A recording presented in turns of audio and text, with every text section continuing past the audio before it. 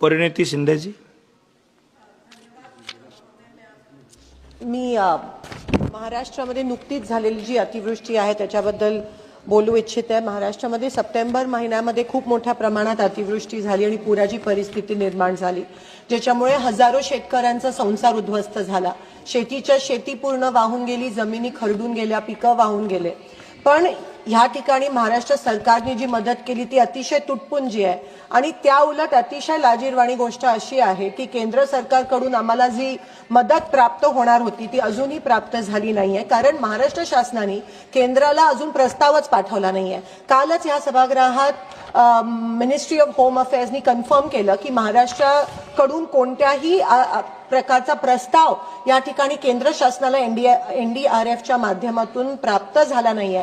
आणि त्यामुळे अनेक महाराष्ट्र, खास करून सोलापूर आणि उस्मानाबादच्या शेतकऱ्यांवर खूप मोठ्या प्रमाणात त्या ठिकाणी अन्याय होत आहे. महाराष्ट्र शासन करतेच, पण केंद्र शासन पण शेतकरी आमचे मायबाप आहेत, या देशाचा कणा आहे आणि त्यांच्यावर अन्याय होतोय. आम्ही मागणी पण केलेली की ओला दुष्काळ जाहीर झाला पाहिजे, कर्जमाफी झाली पाहिजे, मुलांची शैक्षणिक कर्जमाफी झाली पाहिजे शेतकऱ्यांची, पण ते देखील केलं नाहीये. महाराष्ट्र सरकार आणि केंद्र सरकार हे फक्त निवडणुका जिंकण्यात मग्न आहे.